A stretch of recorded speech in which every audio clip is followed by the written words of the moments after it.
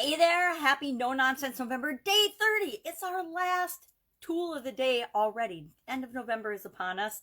And so tomorrow we'll be switching to the free 30 plus day Get Up and Go challenge. Our final challenge this year, free to help you guarantee that you have better results after any change or challenge that you face than when you went into that change or challenge. We've got a process called SOAP and a framework called SOAP that we learn, we internalize, we install it in our subconscious, and that guarantees that whenever we're faced with a challenge, a decision, a choice, an obstacle, a roadblock, a stepping stone, whatever you call it, we will be guaranteed to be better off after we experience that than before, because we'll have automatically installed this process that we go through instead of our ad hoc process most of us use for making decisions and choices and dealing with challenges and obstacles. We have a proven, purposeful, customized for you process that works each and every time to guarantee you better results and the best results possible for you at any given time. Starting that tomorrow, December 1st through 31st, right here on the Get Up and Go challenge page. What are we talking about today? What the heck is this 7 feelings trick? I wanted to talk about what does this mean to you? What does this mean to me? Everything we experience, we want to filter through, what does this mean to me? What are my priorities? How does this thing that's happening, how does this thing I'm seeing, how does this feeling I'm feeling, this thing I'm experiencing, what does it mean to me? And then we have to commit to making sure, by taking 100% responsibility for our life and our actions and our choices and our reactions, that we stick to the commitments, the things that are important to us, because we want to know, what does this mean to me? Is this important to me or not? Do I need to even pay attention to this or not? If there's a car accident, in another state, what does this mean to me? Does it really impact or affect me in any way, shape, or form? Well, maybe I'll decide that I'm going to drive more safely so that I and no one else gets into an accident like that. So maybe it means something to you, but maybe it means just turn off the news and don't watch it because it doesn't mean anything to you and it's focused 90% on the negative. Well, this 7 feelings trick I came up with, and I've been doing it for a long time now, and it's become so automatic, I kind of forget that I do it. And what I do is I think of, and I thought of a while ago now, 7 feelings that I want to feel every single week. I really want to feel them every day, but I want to make sure that each day of the week I am focusing in hard on one feeling. And so I'm going to share my list with you, but I challenge you to do the same thing. Just sit down, think of 7 feelings that you want to feel on a regular basis, and then pick a day, and every day of the week have a different day that you're going to pay attention to consciously and look for and let yourself experience and enjoy that feeling. So for me, here we go. Mine are Monday. Monday is awesome. I used to start every Monday standing up. I'd go outside, and I lived out in the country so I could get away with it.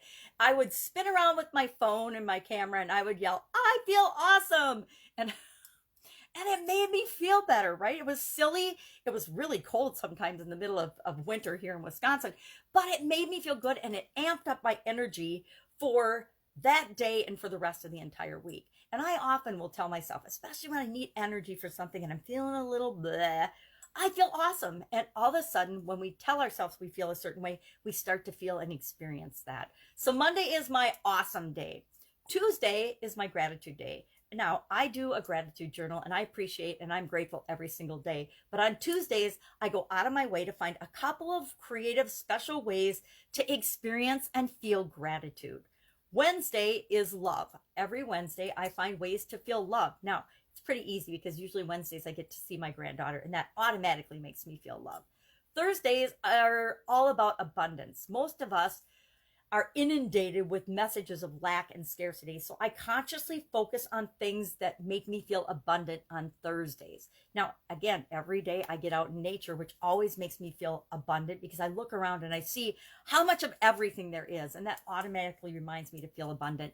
But on Thursdays, I, again, do a couple of things to make sure at least one thing every day in each of these, in these categories on that day to make sure that I am experiencing the feeling of abundance. Friday is Freedom Friday. Friday is the day where most people are winding down for the week and they're picking out the fun things that they're going to do. And I give myself permission to experience freedom on Fridays. Saturday is all about me. It's about me being 100% myself and, letting my freak flag fly and do whatever I want, which is a lot about freedom, but it's 100% about being authentic me.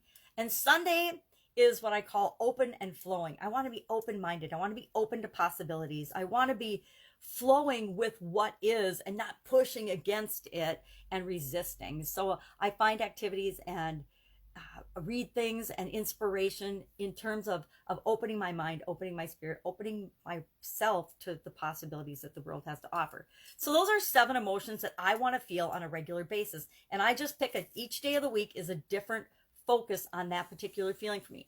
I call it the 7 feelings trick. I've done it for a long time. I encourage you to do the same thing. Pick 7 feelings that you want to feel on a regular basis.